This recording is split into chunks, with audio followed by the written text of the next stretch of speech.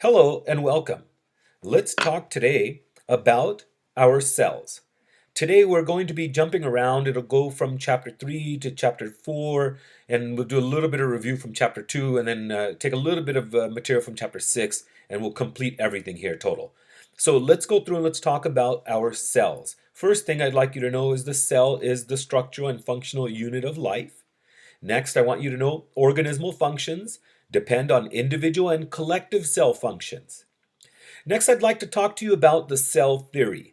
The cell theory states a few things I'd like you to know about first. Number one, the cell theory states that basically all living organisms are made up of cells and that cells give rise to other cells. Number two, it states, as we've already read before, a cell is the basic structural and functional unit of living organisms. Number three, the cell theory states to us, the activity of an organism depends on both the individual and combined activities of its cells. So just like we can see right inside of here, we've got the same things listed on the slide for you. Next, then, when we go through, I'd like you to know that a cell is the smallest living unit. The human body is composed of trillions of cells with highly specialized structures and functions. And the body has over 200 to 250 different cell types. They can be classified into one of the four basic tissue types that you learned about in anatomy, and they vary in size, structure, shape, components, and functions. So here you can see all of the various sizes, all of the various shapes, and then we'll look at the structures inside of them. Cells have the same basic parts and some common functions. A cell has three main parts. A eukaryotic cell has three main parts that we're going to go through, we're going to talk about, and we're going to check out. Number one, it will be a plasma membrane, which is going to be the outer boundary of the cell. It's a flexible outer boundary of the cell. Number two, cells will have cytoplasm. Cytoplasm is the intracellular fluid, the fluid inside the cell, the intracellular fluid that's going to contain all the various organelles, which is packed with organelles. And then number three, the nucleus. The nucleus is very important because the nucleus is the control center.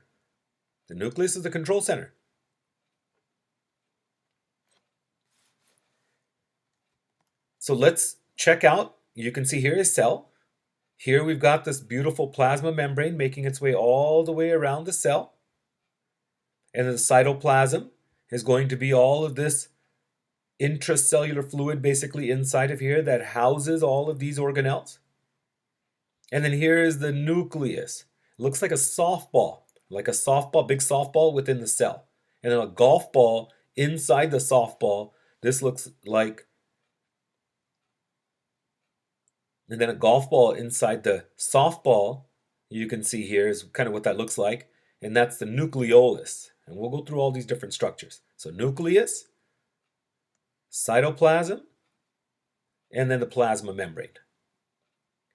First, what we'll do is we'll talk about the plasma membrane. We'll rip this plasma membrane apart, go through everything we need to in relation to it, and then we'll move on to the next part. So when we talk plasma membrane, here we can appreciate the plasma membrane.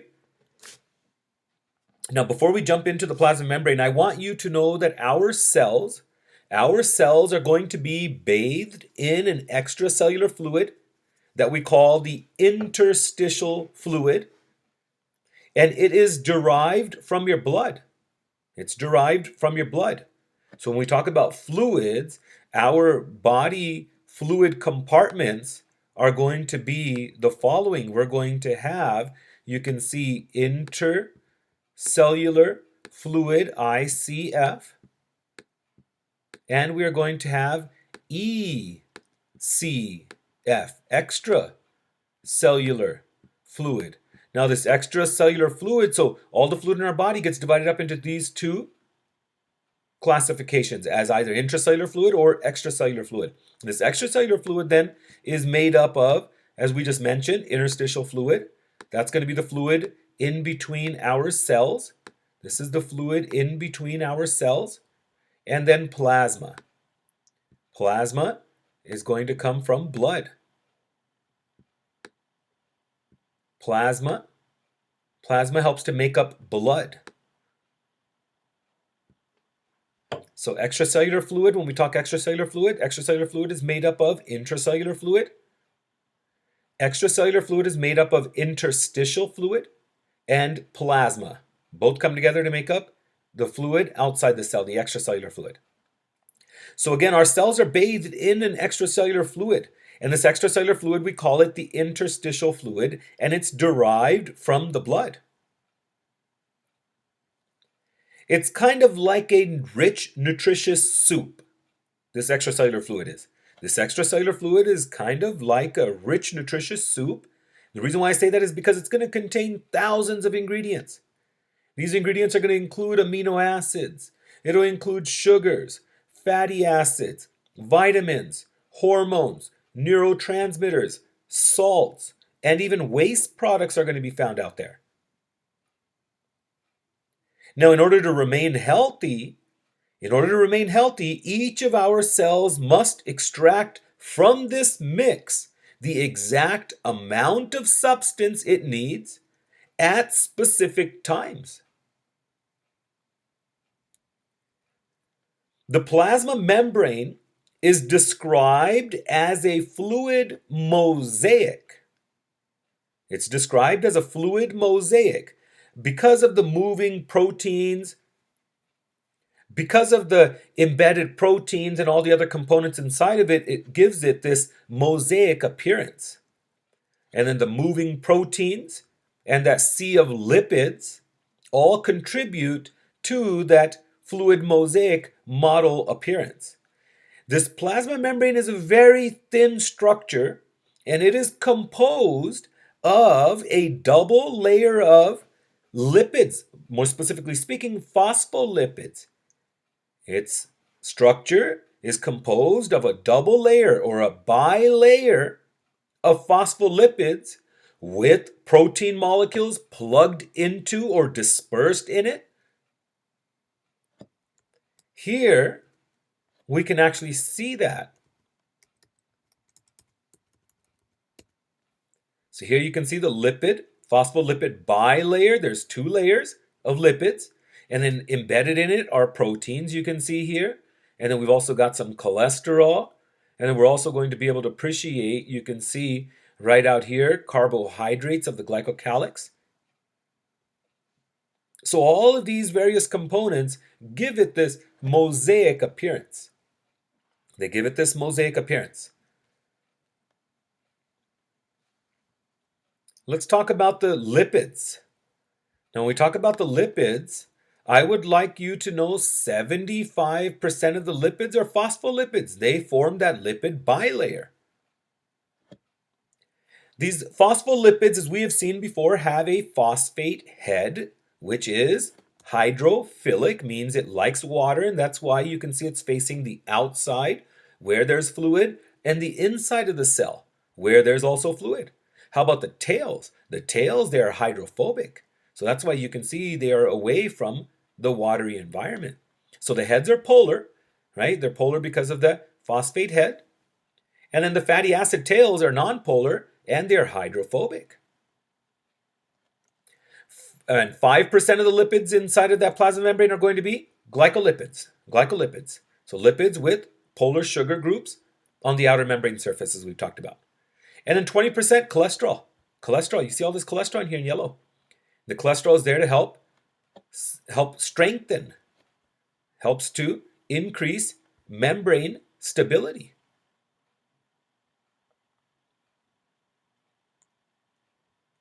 Next, then, when we talk proteins, What are the proteins going to do here? The proteins are going to allow communication to occur with the environment. And the proteins make up half the mass of the plasma membrane. Most of them are specialized in their membrane functions. Some are going to be found floating freely. Some are going to be tethered to intracellular structures. Now, when we talk about our proteins, we have two major types. We have integral proteins and we have peripheral proteins. Let's go through and we'll mention 6 functions of the protein. So let's go through and let's look at those proteins. First, when we talk integral proteins, the integral proteins are firmly inserted into the membrane. And most are transmembrane. They're going to go all the way through. And they have hydrophobic and hydrophilic regions. So then they can interact with lipid tails and water. And what are they going to do? These integral proteins are going to function as transport proteins. Some will function as transport proteins, where they'll function as channels and carriers, and others can function as enzymes or receptors. Now, when we talk peripheral proteins, like the name says, they're loosely attached to the integral proteins. And this includes filaments on the intracellular surface for membrane support. And they can function as enzymes, or even motor proteins for shape change during cell division, and muscle contraction. Also, they're involved with cell-to-cell connections. So again, here we can appreciate that protein. Here we can appreciate the integral proteins. And then here we've got peripheral proteins on the outside. And then more integral proteins.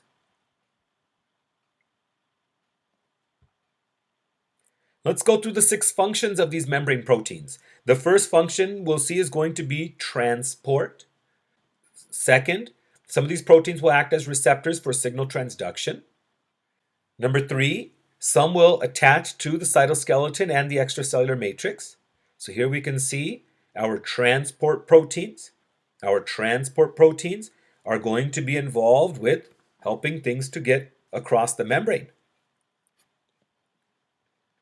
Then we have our receptors for signal transduction. So they'll function as receptors. And then for attachment to the cytoskeleton and extracellular matrix, you can see there too. And then the next 3 functions. So some proteins will exhibit enzymatic activity. Some will be responsible for intercellular joining. Some are going to be responsible for intercellular joining. And others are going to be involved with cell-to-cell recognition. Others are going to be involved in cell-to-cell recognition. So here we can see the enzymes that are responsible for enzymatic activity. What will happen is they're going to allow chemical reactions to take place. So they will catalyze chemical reactions. Intercellular joining. Here we can see our CAM proteins. And they're involved with cell adhesion. They're cell adhesion molecules. Cell-to-cell recognition. Some of our glycoproteins are going to serve as identification tags, and they're going to be specifically recognized by other cells. So you can see the 6 varied functions of these proteins that are just in this membrane. Now I want you to know that there's continuous traffic across this plasma membrane. However, the membrane is a highly selective permeable barrier. It's a highly selective permeable barrier. It allows some substances to pass while excluding others. Now, substances are going to move through the plasma membrane either through passive processes or through active processes. Now, in passive processes, substances are going to cross the membrane without any energy input from the cell. Without any energy input from the cell. Now, in our passive processes, so no cellular energy is going to be required, and the substances are going to be moving down their concentration gradient, meaning they move from an area of high concentration to an area of low concentration. In active processes, the cell provides the energy. So energy is required here. ATP is going to be used to move substances across the membrane. This is only going to happen in living cell membranes, these active processes.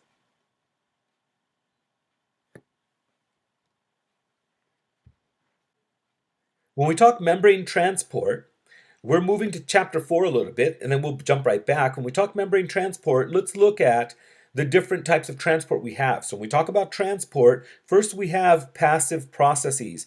When we talk about our passive processes, there's two main types of passive transport. This includes diffusion and filtration. Diffusion is what we'll be doing now, and then filtration is what we'll check out then later on in the semester. So when we talk diffusion then, diffusion, I want you to know we have three different types. We have number one, simple diffusion. Number two, then we have carrier or channel-mediated facilitated diffusion. And third, then we have osmosis. Let's talk first diffusion. We'll talk first diffusion. I'd like you to know when we talk diffusion, diffusion is the process by which molecules or ions move. It's a process by which molecules or ions are going to move from an area where they are found in higher concentrations to areas where they're going to be found in lower concentrations. So here we can see diffusion taking place. Into this beaker we have inserted dye. The dye is going to diffuse throughout the beaker. So the dye is going to move from an area where it's found in high concentration to then the surrounding areas, which are areas that contain lower concentration. And those particles are going to continue to move until equilibrium has been reached, which is what we could see then in the third beaker. You have full-on equilibrium having taken place. So we can say that they're moving down or along their concentration gradient. Now the driving force for diffusion is the kinetic energy of the molecules themselves. The speed of diffusion is going to be influenced by the size of the molecule. We'll see the smaller the size, the faster they move. And also by temperature. The warmer the environment, the faster the molecules will move. Diffusion is important in physiological systems. Main examples for us will include the movement of ions across the cell membranes and the movement of neurotransmitters between two nerve cells. Also, when we talk about the movement of oxygen and the movement of CO2 and alcohol, all thanks to diffusion. All thanks to diffusion.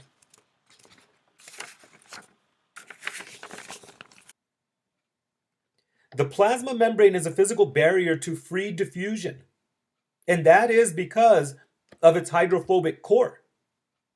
However, a molecule or an ion is going to be able to diffuse through the membrane if that molecule is lipid soluble or if it is nonpolar. Number 3, if it's small enough to pass through a membrane channel. And number 4, if it can be assisted by carrier molecules. So that's going to be the only way molecules are going to be able to pass or diffuse through the membrane. Now I want you to understand that the unassisted diffusion of lipid soluble or very small particles is called simple diffusion. It's called simple diffusion. The unassisted diffusion of lipid soluble or very small particles is called simple diffusion. Assisted diffusion is known as facilitated diffusion. Assisted diffusion is known as facilitated diffusion. We're going to give a special name, and the special name is going to be the word osmosis. We're going to give the special name osmosis to the diffusion of a solvent. And the solvent is usually water when it passes through a membrane. So we're going to give this special name. It's called osmosis. So when we say osmosis, I want you to define osmosis as the diffusion. So when you're talking diffusion, we're talking the movement of particles from a higher concentration to a lower concentration. We say that they're moving down their concentration gradients. So it's the diffusion of water, the diffusion of a solvent, usually water, through a membrane, Next, then let's talk simple diffusion in greater detail now. When we talk simple diffusion in greater detail, I want you to know in simple diffusion, non-polar, lipid-soluble substances diffuse directly through the lipid bilayer. They diffuse directly through the lipid bilayer. And these substances are going to include substances such as oxygen, carbon dioxide, and fat-soluble vitamins. Because oxygen concentration is always higher in the blood than in our tissue cells, oxygen is going to continuously diffuse from the blood into the cells. Same thing in the lungs as compared to the blood. Same thing in lungs is going to be compared to the blood. Now, carbon dioxide on the other hand, is higher in the cells, so it's going to be making its way from the tissue cells into the blood. Same for it at the lungs compared to in the blood. So the concentration difference is going to be the driving factor. There's going to be more carbon dioxide in the tissue cells than in the blood. So it's going to make its way into the blood. Now there's going to be more oxygen inside the blood, and it's going to make its way into the tissue cells. So here we can see this right inside of here also. So here you see we have lipid-soluble solutes, and these lipid-soluble solutes are going to be able to just make their way right through into the cell. So they diffuse directly through the phospholipid bilayer.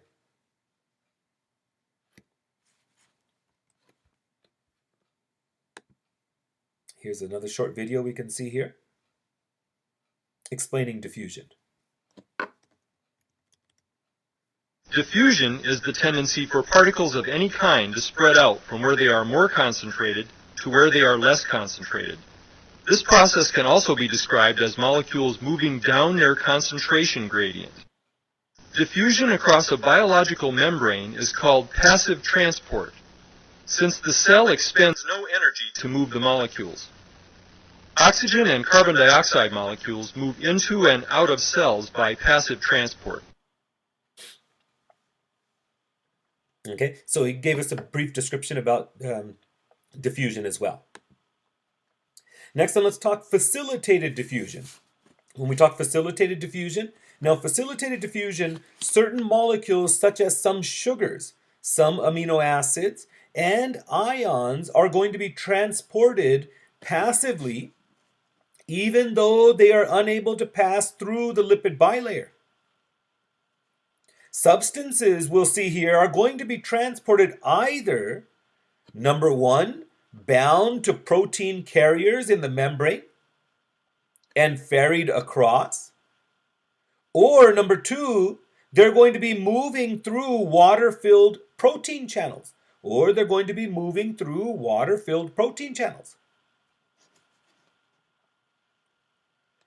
Now, when we talk carrier-mediated facilitated diffusion, in carrier-mediated facilitated diffusion, carriers are going to be transmembrane or integral proteins.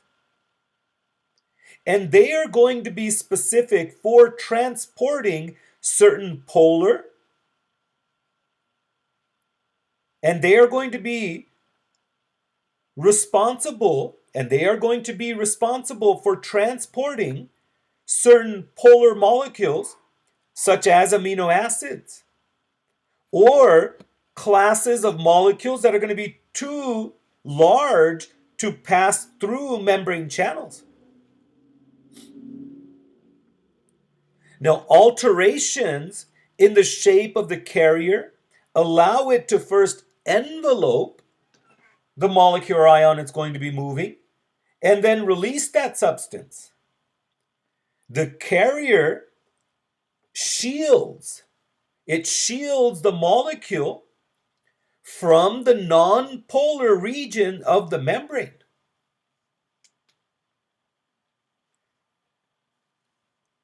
The changes in the conformation of the carrier protein move the binding site from one side of the membrane to the other. So here we could see that. Here we could see it. Let's say this is the first position it's going to be in. And you can see the mouth, the gate is basically open on this one side here. So it allows the molecule, the substance, to make its way in. And now you can see we have a change in shape. And now you can see it's open on the other side. So here we could see it's going to envelope, we said. It's going to envelope the substance it's trying to basically move across. And then it releases it, right? And then we said shielding it, and it releases it inside. So the changes in the conformation of the carrier protein move the binding site. Now they move the binding site from one side of that membrane to the other. From one side of the membrane now to the other. Even here, substances are going to be moving down their concentration gradient. Even here, substances are going to be moving down their concentration gradient. And we talk glucose. For example, glucose. For example, glucose is normally in higher concentrations in the blood than in our cells, where it gets rapidly used for ATP synthesis. So its transport is into the cells. This carrier-mediated transport is going to be limited. It's going to be limited by the number of protein carriers that are going to be present. So if there's, let's say, all these glucose carriers there, let's say all these glucose carriers are busy, they're engaged transporting glucose. What we say there is we say that these receptors are saturated, these carriers are saturated. So we use that word when they're all engaged doing their job.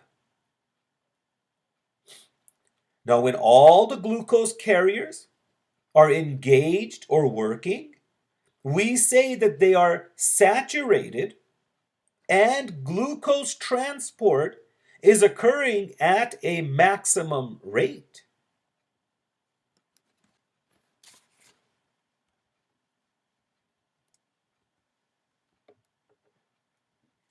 Next, then we have channel-mediated facilitated diffusion. Here, channels are transmembrane proteins.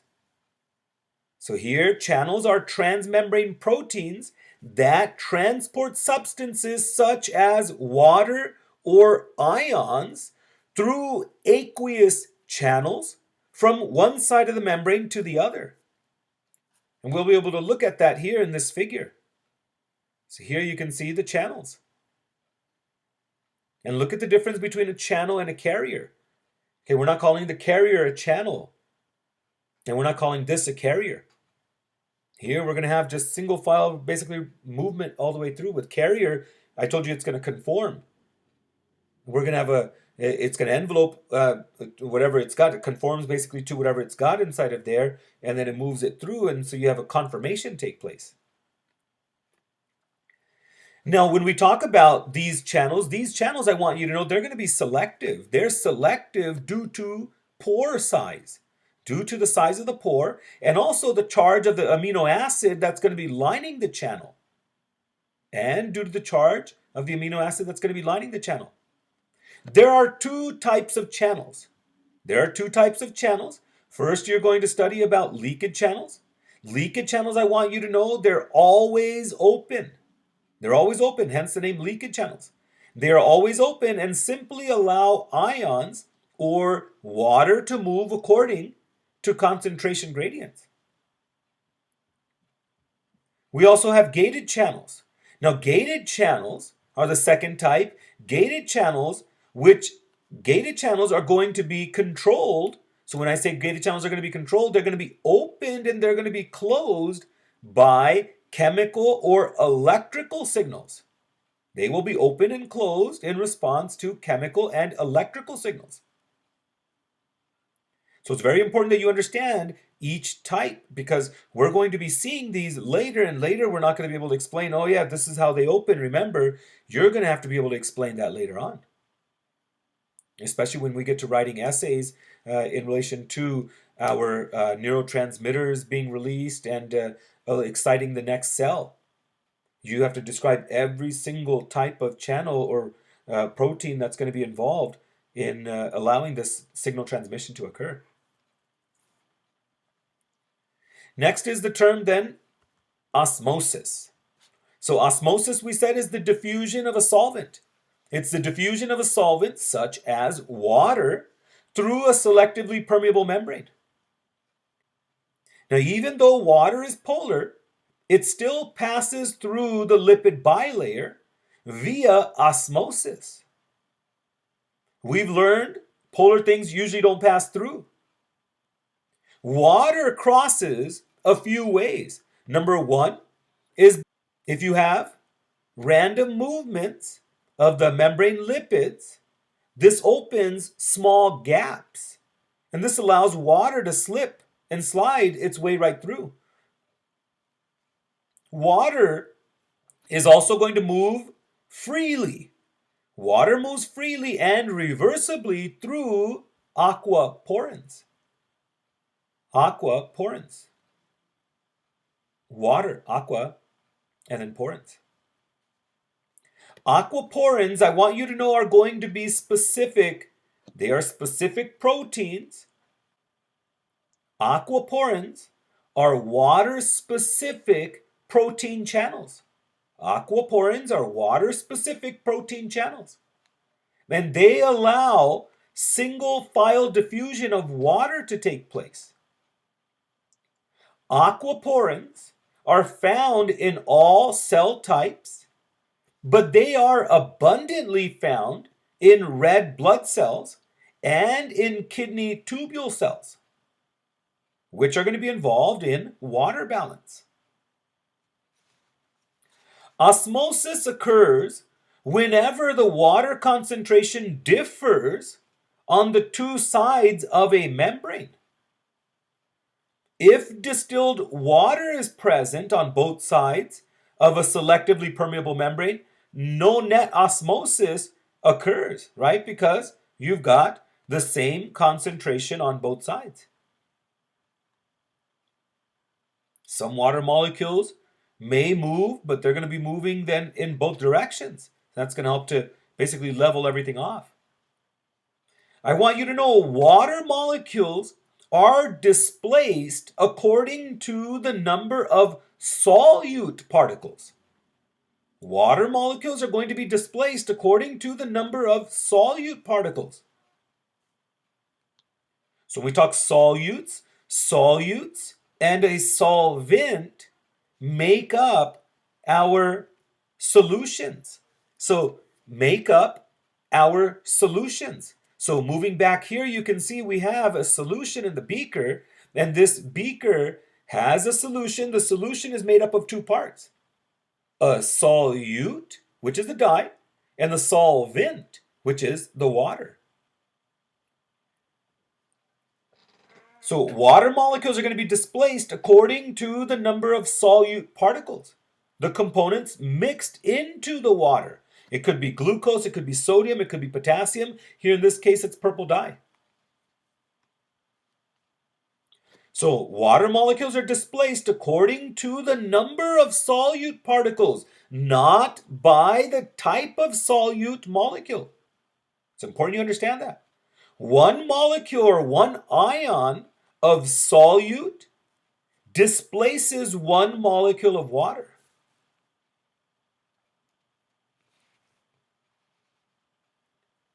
Next, then we'll move to osmolarity in the next part, and we'll check out osmolarity.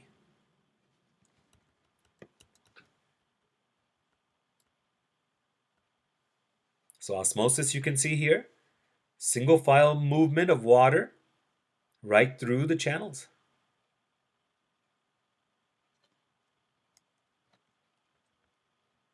So here we could see water concentration varies with the number of solute particles because solute particles are going to displace water molecules. We're going to talk osmolarity. Okay, osmolality we'll talk about there as well.